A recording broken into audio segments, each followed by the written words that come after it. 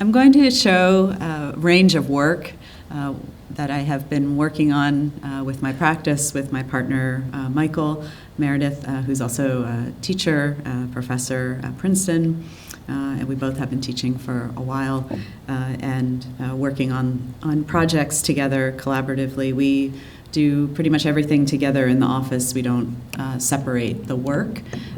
And we have, I'd say, kind of multiple practices as part of the office. We are interested in making an office where we really, I think it's also what Brad was describing very well, the idea of creating culture in architecture, and we take that into the practice itself. So we have very small office space, and we create an environment where we can really be experimental and playful and try things out. We fail.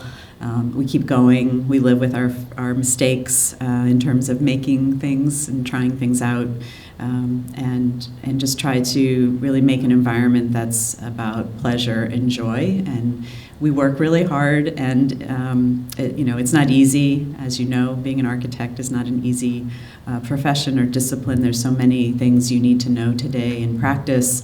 Things change all the time. Every day is something new, and that's exciting for us. So I'm starting with some work that's furniture scale. These are objects that we make and design in the office. We fabricate them with different fabricators. Often we're making them ourselves. We do a lot of work in metal and wood. We play with color all the time, particularly in the furniture, which is a slightly different approach than what we take with the architecture itself and buildings. This is installation with Monera Gallery, which is in Brussels. And we, they invited us. They do a lot of work, or we're doing a lot of work with architects, and asked us to have a small show in their storefront space. Also, this work was exhibited outside, as you saw. But really thinking about the relationship of furniture and small-scale design to interiors, but also exterior and the public. And I would say that I'm going to try tonight at least to talk and thread through the ideas of public throughout the work. So our studio is based in New York City.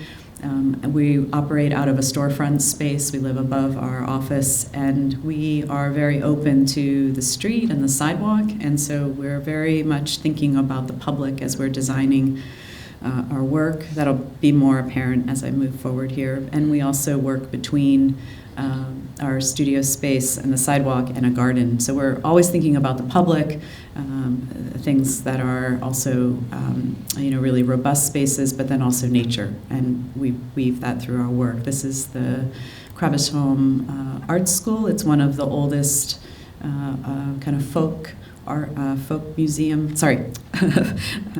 schools in Denmark. So something like 60% of all Danish architects and architectural students have gone through this program. It's between high school and university.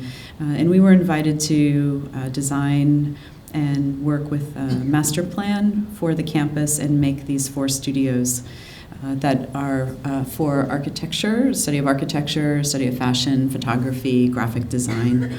And so after spending some time on the campus and thinking through not only the spatial requirements of what it means to make a new studio, but also the location of where the studio would sit in the campus, we designed these 4 studios. 3 are basically identical, and a 4th is cut in half.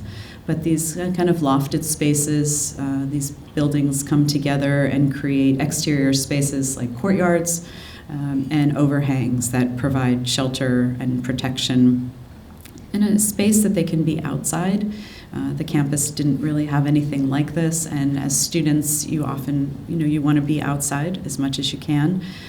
At the same time, how to create a space and a series of spaces where they can work and be more interdisciplinary, really see what each other are working on and making. So those studios are not quiet and closed, but they're much more open and visually accessible. The architecture is also very general.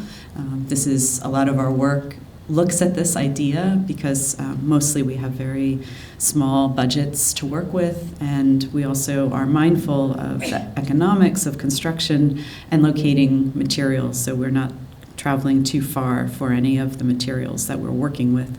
These are cementitious panels that are made in Europe. We play with the way that they come together with a small joint in between, and to produce some difference in the materiality and also some depth. So at moments the lines become very dark, black in shade. Other times, because it's a stainless steel channel behind the panel, we'll bounce light around and just create difference. We're interested in that. The architecture itself are these lofted forms that can be experienced in the round and then hollowed out on the inside.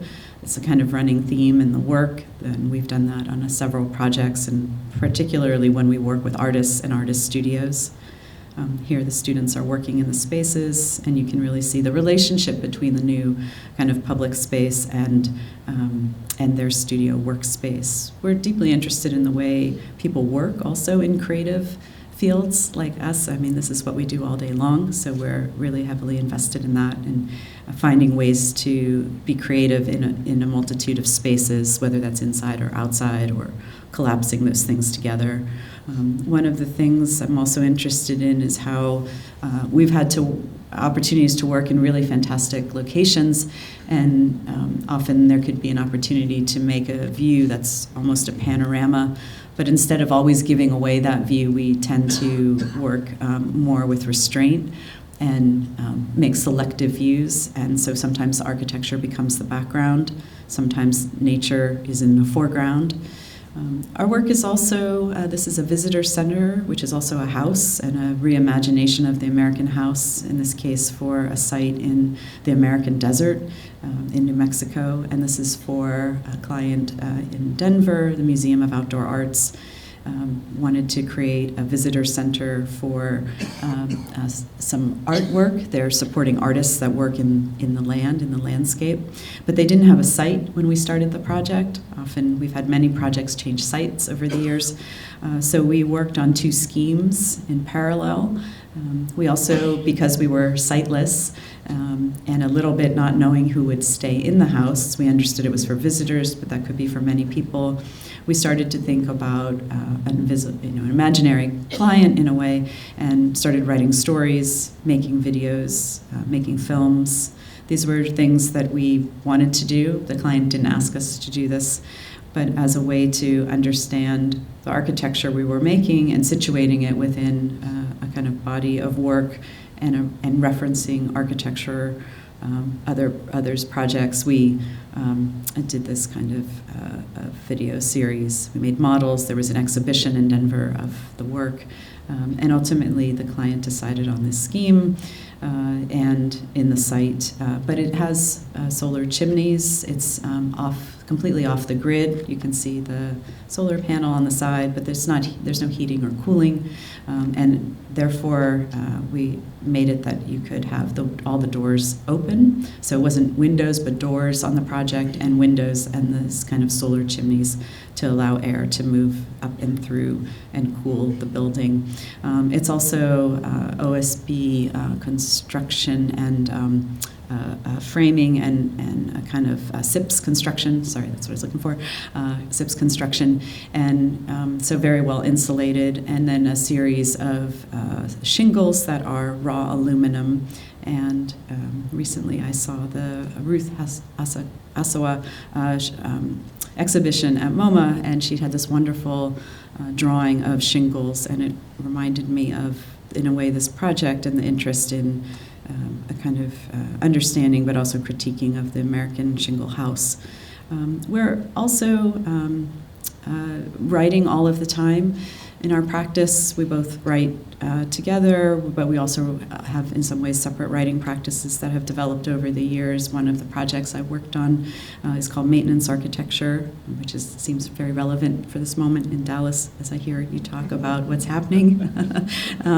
And so this came out of my work I did prior to starting Moss. I worked in some large-scale offices. I also worked at OMA, and just thinking about how this discussion around maintenance tends to happen after the fact, and maybe not always with architects, and in a way, yet every building needs maintenance. And the ideas around maintenance are about trying to keep it as it was, or as it was built. And since I've written this book, I've been working on something newer. I'll show that at the end, that talks about a different strategy and a different approach to how we think about it. But as architects, we make drawings of buildings. We're also drawing scale figures as we're working. So we're drawing people, but we're making work for people. So we think about architecture as the object, as the building itself, but ultimately it's also about work and production of work, and we shouldn't lose sight of that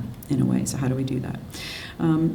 So a kind of continued practice. These things are ongoing in the office, and there's a lot of repetition in terms of themes and literally parts. So in this case, this is a proposal that was built for a public space called ADO, which after COVID doesn't exist, unfortunately, but it was to support designers, architects, artists, fabrication, and kind of maker space in Greenpoint. And they invited us to literally produce a platform in their, basically their kind of large-scale lobby vestibule space designed by an architects. And so we proposed this bench that could be simply built and aggregated in many different ways to produce different forms and relationships. As part of this also, we thought it was really very performative.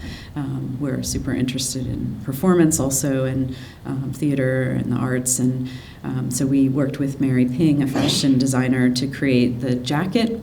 So it matches the benches, and it's pleated, and it has many pockets, so it could have all of the tools required in making the benches. So in a way, the work and the performance of it, also a little bit thinking about maintenance, here can be played out through different scales and different artistic practices. So fashion design to furniture making to fabrication.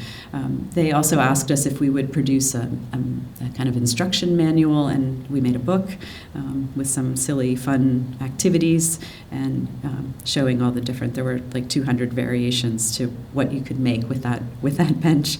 At the same time, we're also, as we work in our storefront, we've been invited to work on a few different storefront projects, including this project called Chamber, which was a young designer wanting to try out and make a new store and a new experience around thinking about art and design objects in New York City. So he commissioned us to help him with the design of this storefront space as he commissioned artists and designers to make objects that would be sold. This is in the bottom of Neil Denari's HL23 underneath the High Line. It's a very awkward ground floor space. It's just left over the nature of zoning and the lot configuration.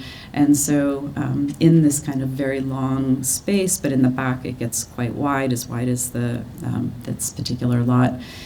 We made invention and sort of insertion through the kind of complexity of the ceiling, which hides all of the systems for the whole building above. And we also had to add ducts and wires and plumbing and so on in the ceiling because it didn't come with that. So this sort of disguises those moments, but also gave a rhythm and opportunity to play with space and volume in this very kind of behind-the-scenes space. So some of what you're seeing also are the art objects that were displayed during a series of exhibitions that took place over the years. We like to also play with materials in terms of just thinking about what the material can be. The metal work we do, I'll talk more about that in a minute, but this is something we think about all the time, and we're making things constantly out of metal, fabricating those things. This marble wall with a milled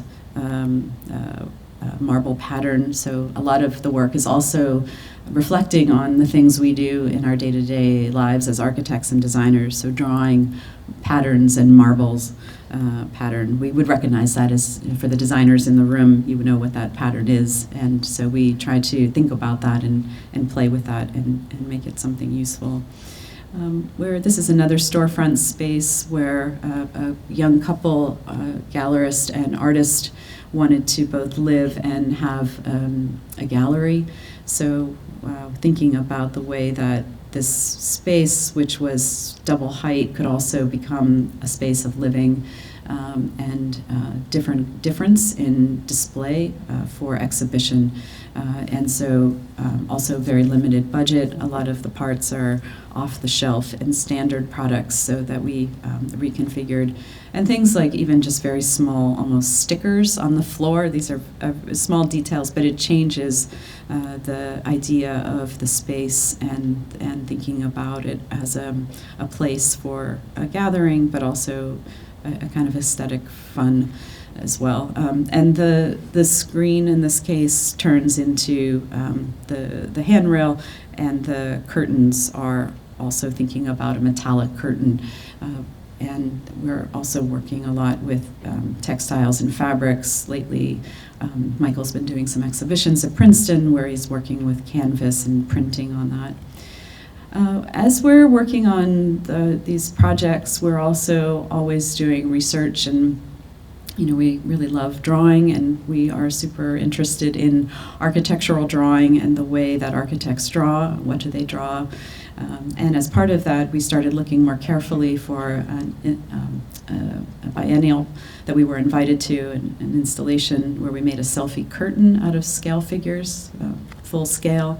I don't have an image of that, but you can see that on our website. And as part of that research, we went through many architects' drawings and spent time in archives and removed the architecture, and what we're left with are the figures. I mean, as architects, we draw people, and we really wanted to look also at the idea of representation through drawing, drawing of spaces and buildings and materials, but also people, and what are we saying about the spaces, who occupies those spaces, and really who's represented. And so I think a lot of interesting things have come out of that. There's also many stories about the figures themselves that we were learning from different people. So history that has yet maybe to be written, and there's place for research. So we're often trying to think about how to open spaces up for others and to include different voices and make new relationships. We've been doing a lot of collaborations in our practice. This is one example.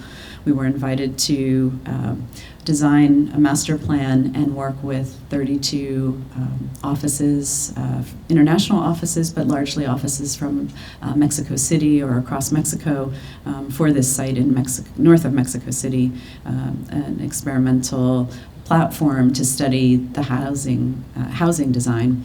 So these are prototypes for housing units, and each of the specific prototypes were designed in a larger collection by each architect, and they had to reimagine it as a singular prototypical unit. So they're not houses per se, but they're always meant to be thought of as an aggregation and a collection to create basically a neighborhood rather than just a kind of single living unit. But the idea was that as Mexico was building so many new houses, often the same type over and over again, the Infonavit, which is their workers' bank, basically giving mortgages to workers so they could have housing. There was a young architect, Carlos Adilio, who decided to create a space within this group that could study environmental impact and think about design more carefully. So we were invited to work on this education center and then work with all the architects. And so we were spending time in Mexico City, meeting with architects and the site, and thinking about the way that these particular projects could come together. There were actually 84 that responded to a competition that they held, and we helped jury that, and the selection of these that are, they sort of hold together in a way that are have shared similarities in terms of form and material and construction types, but they are quite different in the final formal composition. We also thought about the way that they could aggregate together and begin just to think about other shared spaces. So as housing, we think a lot about housing as needed and so much about the apartments, but we really also are always thinking about the way that the public space is as necessary as the units themselves. So this is an important part. And just working very locally with a local concrete block manufacturer. Because this was such an unusual project for us, it felt very something that we really wanted to mark in time, and so we often do that in our work through books. And it took years to make these drawings, so a lot of people in the office, we worked really hard to make these drawings. We also invited all the architects who worked on it to contribute texts. They contributed 2 texts. One was really about the vernacular or the local, like what inspired them in their work. We also wrote a statement defending why we selected these. And Giovanna Barassi from the CCA wrote a text as well. So we're always, through books and writing, we're opening up the conversation beyond just our office and to ask questions and invite people. I think the curiosity is really very important. And this is a house for an extended family that is also in upstate New York. And in this case, we're working with parts again, but parts or bars of rooms aggregated together. The house is also a kind of furthering of what we had worked on in the Element House and thinking about how we live today. And so we tried to question things that are just assumptions or presume that you would make as an architect. So for instance, and it's not necessarily a house for everyone that everyone would like automatically, but I think the kind of question living space, there's not a dedicated living room, but rather you live around a courtyard. Each of the bedrooms are exactly identical. There's no master. We really think about issues of equity beginning at home, this kind of thinking and experimentation. There's also deeply architectural references and art references. So in this case, a kind of nod to Vanna Venturi House, thinking about Gordon Matta Clark, a house splitting, Robert Smithson. The models are also, we make very large models. They're all paper, also very inexpensive to make or cheap, but these are just very simply printed, not plotted even. Things are pinned together, not even glued. We move things around quite a bit. We study the framing and the plumbing, and we're deeply invested in issues of energy. This is a double framed wall with foam insulation in between, so it has a very high R value because there is a lot of glass in the building. Interested also in the topic of nighttime, architecture at night. I recently published a small text with the AA files about architecture at night. Here you can see the garden. So this courtyard becomes a garden for growing small amount of food and vegetables and herbs, but living between a kind of man-made garden and nature. Here in this case, the house is metal. We're deeply interested in producing projects that deal with metal, and this is through rolls of galvalume that's brought from not very far away and rolled by hand on site. And so it's a lot of manual labor in a way, but also just thinking about the construction of it from the respect of where you purchase materials and the durability of that. And then the architecture, again, here in this case, is really about a general sense of things. So metal exterior, walls and roof are all the same. The walls are just drywall and paint, concrete floor, raw, with joints to separate or alleviate cracks, and large-scale windows in this case. Things that are also thinking about how to tend and take care of the garden through water sources and work and production. We make everything ourselves. We do all of the fabrication files, and we had learned to do that because we couldn't afford at some point to hire someone to actually make those files for us, so we learn it. So this has always been part of the ethos of the office. It's also very creative. It helps us figure things out and the details. And we're always also thinking about color through furniture because, well, we can change it. We don't have to live with, a blue bench forever. We can change that if we want, where it's much harder to change your building, as we learned. So thinking about these moments, thinking about night. And again, as we're working on the buildings and thinking about the architecture and its physicalness and space, we're also doing a lot of research, always reading, writing, drawing is a continued practice alongside of designing. and we're making books and researching in this case, and made a story. We wrote a story in a kind of commission through the CCA in Montreal and Coriani publishers in Italy about a family that wanted to buy a house. And so we catalog the kind of canon, but expand it through other projects that we included. And then this family decides to build a house, which is our building, House 10, and then ultimately they sell the house and move on. As part of the work, we're also, again, a kind of repetition, so working with artists and artist studios, and in this case, an artist who works with models and photographs them, invited us to design a studio with him, and making this. It's also in upstate New York and outdoors, so pitched roofs tend to be responsive to snow, the climate, and dealing with heavy snow. So this is the kind of rationale for the pitched roof, but we always try to do something that it's not just a standard roof, but exaggerates the form of it, and this kind of large-scale overhang becomes something celebrated. And the materials are metal also here. In this case, it's not a metal shingle or rolled, but it's corrugated. And the inside also a kind of repetition. I think one of the things that has become very important to us is to think about the life of a building, and even the house. For instance, House 10 during COVID was really also a school. How houses take on these different lives, or the potential for the owners to change the building in the future, that it could become 3 apartments, not just a house. And similarly here, this idea that the architecture becomes very general so that it can accommodate for change in the future. But it's also very responsive to its setting. And so the photographer required a lot of dark and didn't really want any windows, but the site was so beautiful, and we were convincing him that he really needed to have windows, and he wasn't going to photograph 24 hours a day, but to be in the space. Also different kinds of work environments, and an upstairs that really was meant for reading and archiving and potentially living as well. So this changes the condition. Studying these materials, looking at it at night.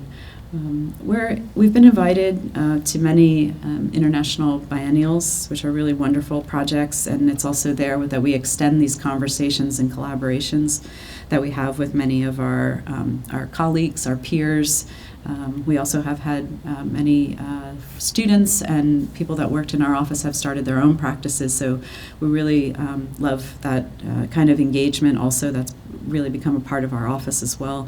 And so in this case, we were asked if we would design a school that where they could teach design to kids. And so understanding, after doing several of these installations, that often what happens they're torn down after the biennial's over, and things often just are thrown away. And we said we would only do this if we could make sure that the school would stay standing, and then when it was done, it could be recycled or sold for scrap or relocated. Excuse me. So this is all out of metal, and we worked with a Spanish fabricator that we had worked with on a previous project for the Guggenheim Bilbao. And the longest part of the assembly was actually leveling the courtyard in the Versailles stable, which took about a week, and then the building construction itself was about 3 days. And as part of this, of course, there's a book along here showing how it's constructed. Also, the design assignments, we invited other architects to write for assignments, and we published that as part of this.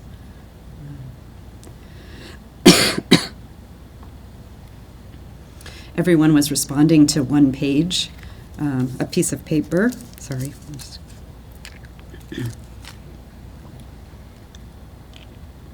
One page, basically working with a sheet of paper, which is often also how we work in drawing and making models.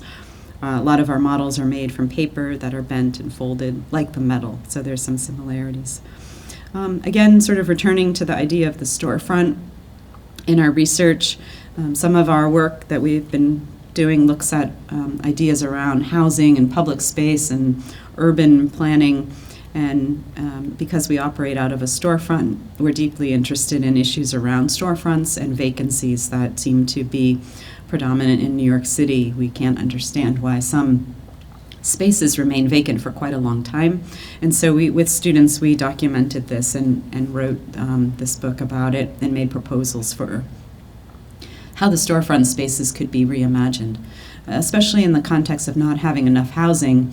A lot of neighborhoods are zoned more for commercial, where they really could also become spaces for housing and residences. So this was part of our proposal, looking at that and drawing and just bringing this to attention. We're also, as an extension of that, we're invited to work with Tatiana Bilbao's studio from Mexico City, and we're one of 4 offices invited in St. Louis to make a proposal for new housing for middle income. So like House 10, this project, these are our fat line drawings. They're very reductive, but a living room, dining room, kitchen all together, a small study, and then 2 bedrooms that are also exactly the same. The house is situated within what's become a kind of larger garden, and so there are shared spaces and then private spaces for the outdoor. So this is almost finished, but it's been under construction, so it's a little bit rough at the moment, but in these photographs, but it's more finished now. There's 4 houses. Each architect has 4 houses built. They're built in different colors of brick and relate to the landscape in different ways. So there's a kind of community garden outside of one of them, which is really nice. We were also invited to participate in the Missing Middle competition in Chicago. So again, here we're looking at the ways that the ground floor can become studio apartments and also have shared spaces with the residents. So really, I think in a way we have to reimagine how we live in the cities or in cities and how we think about the ground floor as being so important. Of course, I'm coming from New York City where it's all about the skyline, but the reality is that the majority of people live at the ground. Communities and neighborhoods and blocks are all built by the relationships of people from day-to-day experiences at the ground. New York City is also really a city of 2 stories. Most of the boroughs are only about 2 stories in height, so really radically underbuilt in some ways. But how can we start to reimagine that? Also through parts, through repetition. We often think about this also through building to take on different scales. Also think about furniture, views. Try to go a little faster. As part of this housing work, we've also been working on public housing, which is really affordable housing. We no longer really call social housing or affordable housing in the United States public, but we have built a few projects around this and participated in large-scale studies for other biennials. This is 100% affordable housing in Washington, D.C., with 2 courtyards, single-loaded, mostly corridors through apartments, so windows and air crossing through, and studios to 4 bedrooms. There's also a penthouse. I'd like to say this is the only affordable housing in the United States that has a penthouse. That might not be totally true, but based on the codes in D.C., we could not have technically a 5th floor, but it permitted a penthouse. So we went for that. I thought that was great. Anyhow, study models. We make a lot of very big study models and film them, but also part of this, we know that in affordable housing, sadly, often things are always value engineered down and out, and one of the things we knew for sure would be the windows. So we oversized everything knowing they were going to be cut down. In fact, they were, but they're still larger than what we would have had. So we have a wonderful community of architects working on housing and often are talking with them and learning tricks of the trade, as you say, so to build this. But also thinking about where housing is happening in cities. This line, the middle of this street is actually Maryland. So it's fantastic that the city provided for affordable housing, but it wasn't in a more centrally located place for jobs. So Anyway, thinking about that led to also the way that we define the ground floor. This is still relatively it's finished now, but the photo is more in construction. But thinking about that each of the ground floor spaces could be, they're big open spaces, but they could be divided down into smaller businesses, and this is something I see over and over again, both in New York or even we finished something recently in upstate New York where it was all about having very small businesses, microeconomies, light and air on the inside. This is a recent book called Public Spaces. So a furthering study and extension of the questions that were around vacant spaces here turned into and expanded about questions about public space. As more and more public space is not really truly public, it's privately owned but made public. But what does that look like? How do we know we're in those kinds of spaces? What does that mean for architects? This is a book that produces more questions than answers, I think, and I'm not saying that to be sneaky, but that really is the kind of outcome and what kinds of public spaces are there. And so looking at this, I'm deeply interested in issues around housing, and the history of New York City is very much related to the development of community gardens as they are emerging out of failed housing policies and vacant lots and people really just abandoning spaces. Communities got together and built these community gardens, and now neighborhoods that were once not desirable are now, because of the community gardens, are again being questioned because they're so desirable, almost pushing the community gardens out.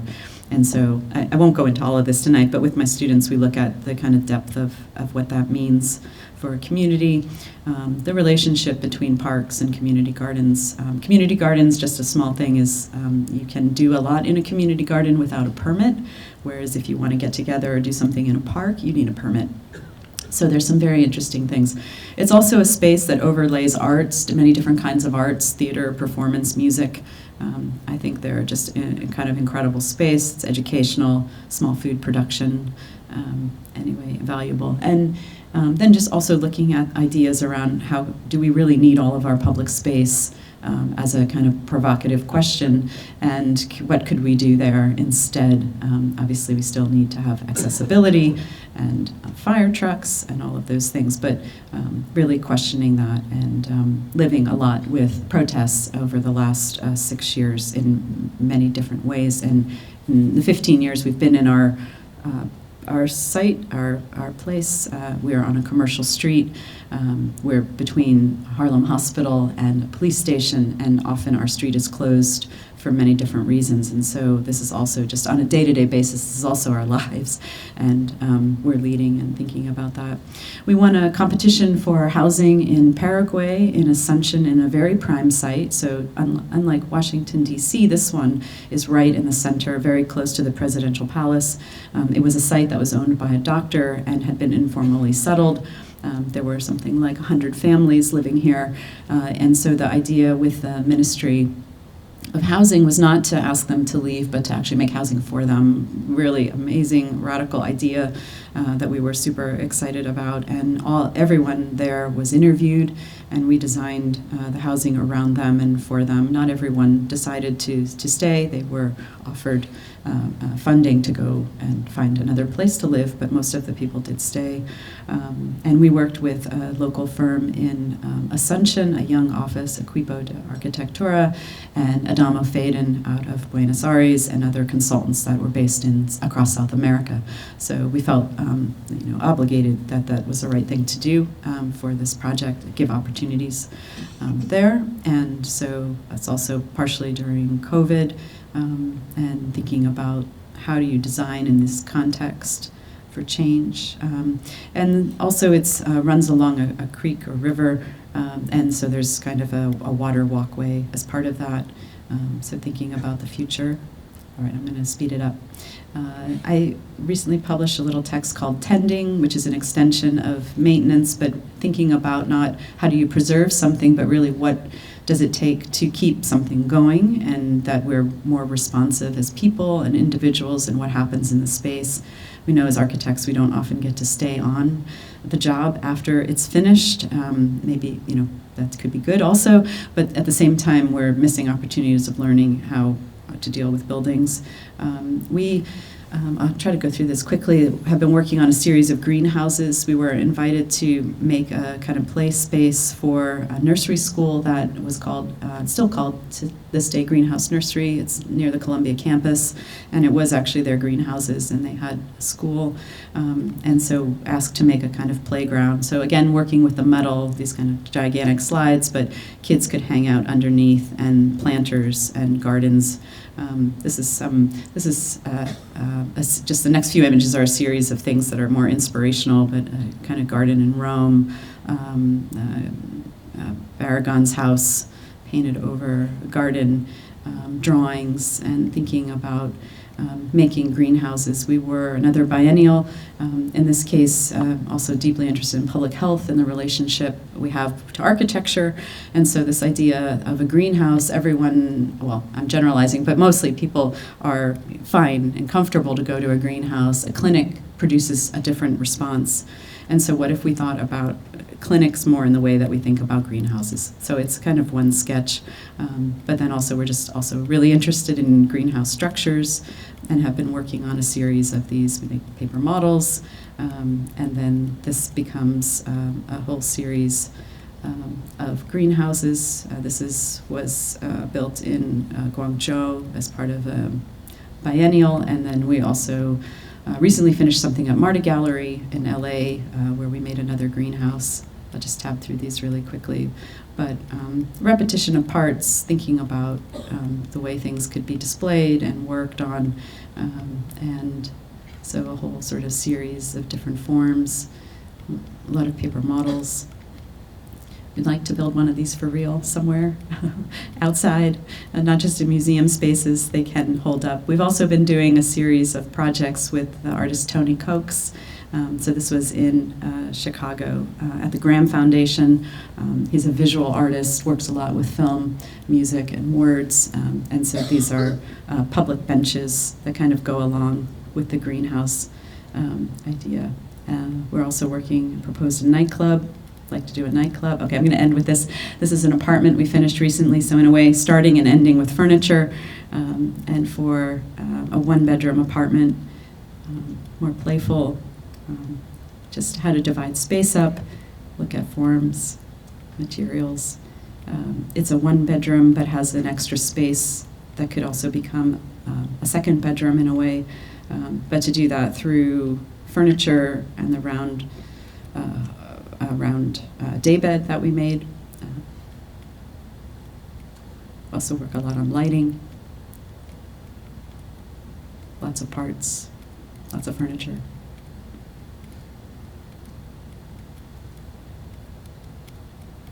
That's it. Thank you. Some questions? It's a big auditorium. Yes. Hey, thanks for the lecture. Really beautiful work. I really appreciate it.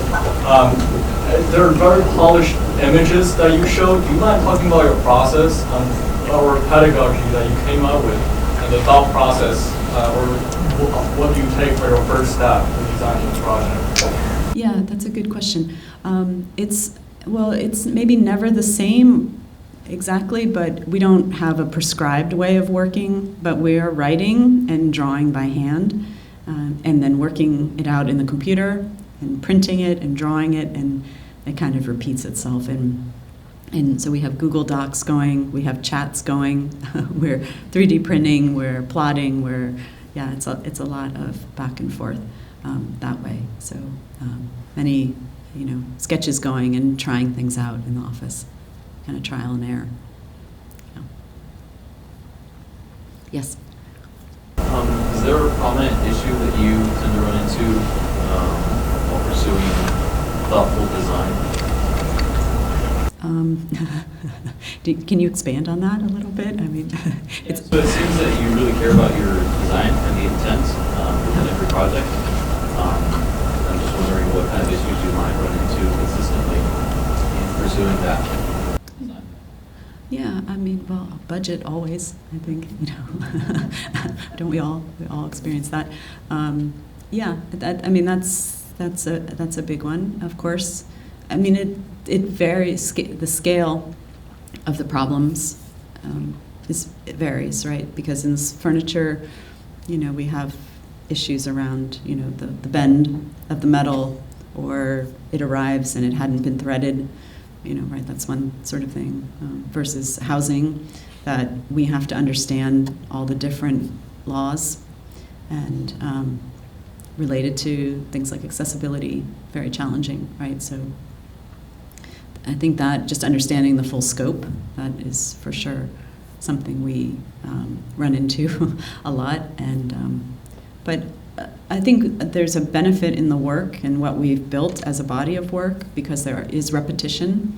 So there are some things we really know very well how to do, and so that helps with potential problems. It's not that every project is new and different, but when we're reusing things, it helps mitigate that, I guess. Yeah. Here and then there, yeah. Beautiful work. Love the images. Thank you. Do you see your work as product of the discipline of architecture and the client from profession side? How do you think about those two things together? Do they clash sometimes, or are they in separate worlds in your mind? Yeah, well, it's all of those things. I think the best projects are when you have constraints. I think we've had incredible opportunities working with people who have built before. This is something I think also as a young, and I'm not young anymore, but as I'm looking at you all, thinking about if you have opportunities to build with or to do projects with someone who's built, that's great, because you're not also teaching about the process, or requires patience for sure. Any project on all sides to do that, and so yeah, I think that's. Sorry, can you say the last part of the question again? Do you see the discipline to the. profession and the discipline? Yeah. Oh, for sure. I mean, I think we're building things that have serious requirements and different conditions and different sites and weather, and I mean all of the things every architect deals with. At the same time, we're also imposing on ourselves understanding, where the project might sit vis-a-vis history, other architects' work, our colleagues. We're making things and sharing our work with our friends, our colleagues, other architects you all know, too. So we're very conscious, trying to be self-conscious of the work. And, pretty much everything we show on the website, that's the work. We're not doing things that we don't ever share. Probably a bad business model, but anyway. Yes? So there's obviously a continuation and evolution of your emphasis on metal. Is there somewhere that started and then you started to try to expand and see if testing the limits of how far you can take it? And one, that's kind of two sides to the question. That's one. And then the other observation or question is your emphasis on signage, and sometimes taking signage beyond just an additive thing and is really part of the identity or the design of the buildings. Just more wondering about that. Yeah, I think, maybe I'll start with the last one. The graphic part of the work is really important to us. It's also something that we see in architectural history, so we're interested in questioning those relationships and playing with that, and that's also in the books, in some of the exhibitions. Also, Michael's been working on, because they were held at Princeton. I'm not really part of that too much, but we work a lot also with Alex Lynn, Studio Lynn.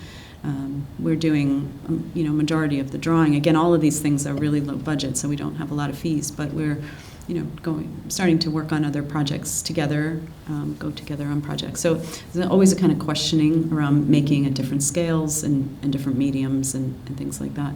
The metal, I think, the metal, I don't actually know really now where it began in some ways. I know exactly where it did, but the idea, I think in some ways it's hard not to think about where you're from. I grew up near Bethlehem Steel. And so for me, between Bethlehem Steel and the agricultural and all the farms and the metal buildings, I've always been interested in metals. And I think for Michael and I, we really like it. It's also affordable material. It's similar in a way to the way we make models, kind of paper, folded sheets, just working in sheet metal. And to test the limits, yeah, I don't think we're there yet. We'd love to do other things with it, but yeah, budget. There was one more. Okay. All right, thank you so much.